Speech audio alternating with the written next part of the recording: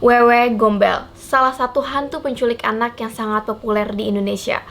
Apabila sudah menjelang maghrib, biasanya kalau kamu anak-anak jangan sampai masih berkeliaran di luar rumah, karena ditakutkan kamu akan menjadi mangsa dari Wewe Gombel. Dia hantu yang sangat suka menculik anak-anak.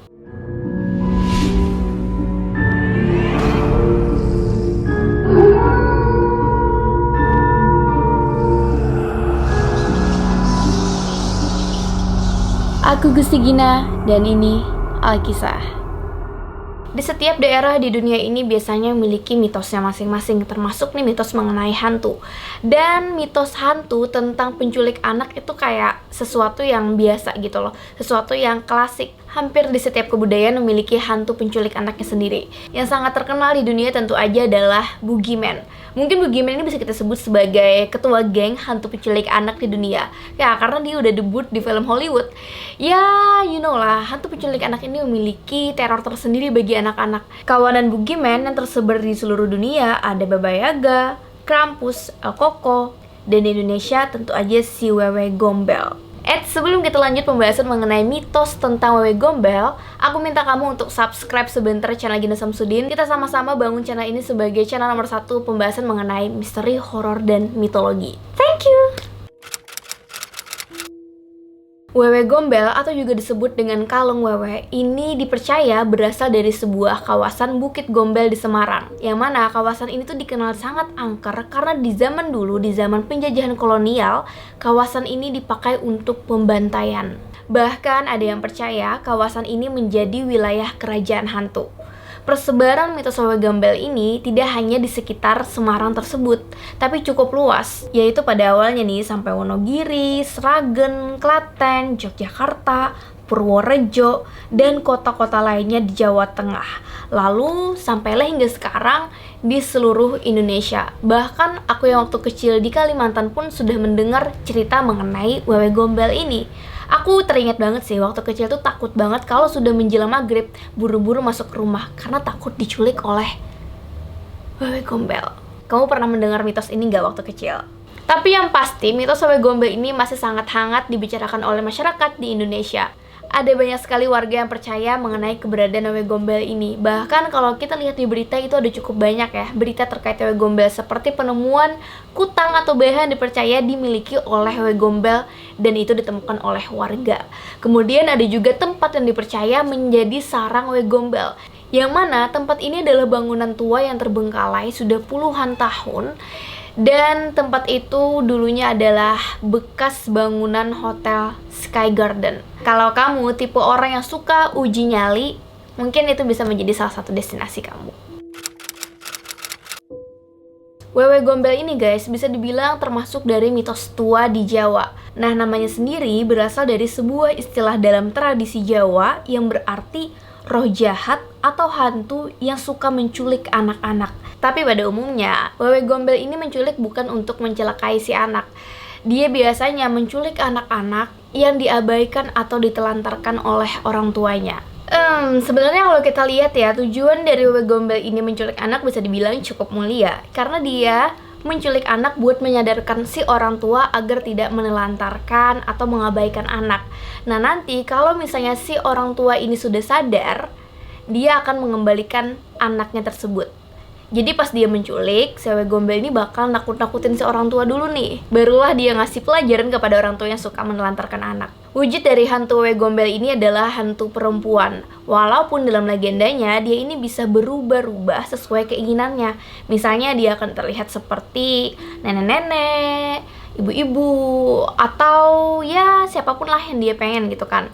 Tapi wujud aslinya itu justru menyeramkan. Dalam wujud aslinya, dia ini adalah hantu perempuan yang memiliki payudara yang sangat besar dan juga panjang, ditambah dengan rambut yang acak-acakan dan baju yang tampak lusuh. Kemudian terkait legenda yang sangat terkenal mengenai asal-muasal Wewe Gombel ini adalah seorang perempuan di daerah Gombel yang membunuh suaminya. Ceritanya begini. Suatu hari ada suami istri yang tinggal di kawasan Gombel. Apesnya guys, si istri ini malah menemukan suaminya selingkuh tidur dengan wanita lain. karena dia sangat marah, sangat kecewa, akhirnya emosi menguasai dirinya dan dia membunuh suaminya. Setelah geger kejadian tersebut, warga Gombel atau warga kawasan Gombel ini mengetahui perbuatan si istri. Akhirnya dia ini dikejar dong, diminta untuk pertanggungjawaban atas perbuatannya, alias dihukum. Tapi si istri ini tuh kayak takut gitu. Akhirnya dia pergi, dia lari dan berusaha mengasingkan diri, menjauhkan diri dari warga. Tapi ya warga tetap mencari dia. Dan dalam prosesnya warga ini terus mencari dia, bahkan sampai mengolok-ngolok si perempuan ini. Bisik-bisik tetangga, perempuan ini diselingkuhi oleh suaminya karena dia tidak bisa memberikan keturunan. Makanya suaminya selingkuh. Nah, lama-kelamaan nih, karena dia hidup nih sendirian, terasingkan, terus juga disanksi sosial gitu kan, diolok-olok warga, akhirnya dia bisa dibilang gila. Udah mulai kehilangan kewarasannya. Dan lama-lama dia meninggal dunia secara tidak wajar. Lalu jadilah hantu penasaran sebagai Wewe Gombel. Ya, dari cerita legenda ini kita bisa menyimpulkan kebanyakan cerita-cerita hantu itu berawal dari perempuan yang berubah menjadi monster dikarenakan rasa sakit hati atau dia meninggal secara tidak wajar. Itu kayak premis yang sangat umum gitu loh. Kemudian ada juga mitos yang berkembang. Apabila ada anak yang diculik oleh Wewe Gombel, maka si anak ini akan diberi makanan lezat yang paling disukai si anak. Padahal itu semua hanyalah ilusi semata, alias halusinasi yang dibuat oleh Wewe Gombel karena makanan itu sebenarnya kotoran manusia. Dan apabila si anak memakan, maka si anak ini akan menjadi bisu dan tidak bisa menceritakan apa yang dia lihat dan juga gimana bentuk dari Wewe Gombel. Dari mitos ini juga berkembang apabila seorang anak diculik oleh Wewe Gombel di suatu desa, maka keluarga dan warga akan berkeliling dan membunyikan bunyi-bunyian dari peralatan dapur. Bunyian itu sebagai musik pengiring syair mantra untuk menemukan si anak.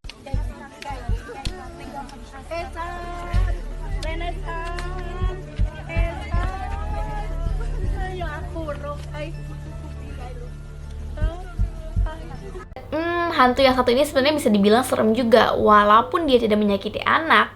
Cuman sebagai anak kecil, dia teror dengan cerita seperti ini tentu menakutkan. Makanya anak-anak itu selalu naik ke rumah sebelum maghrib. Nah, sebenarnya untuk setiap mitos di zaman sekarang tuh udah bisa dijelaskan secara logis gitu loh, kenapa mitos itu muncul, termasuk mitos mengenai Wewe Gombel ini. Dalam teori mitologi ini ilmu pengetahuan ya guys.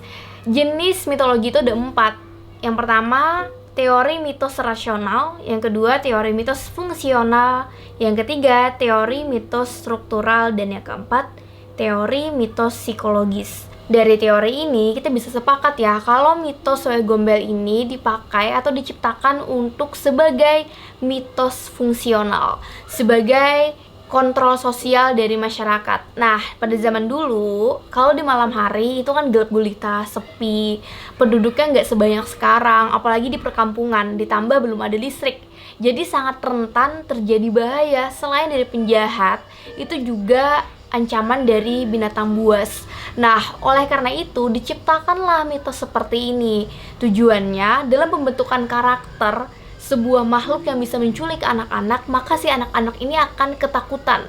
Si anak-anak akan menuruti perkataan orang tua agar naik sebelum maghrib, sebelum matahari tenggelam.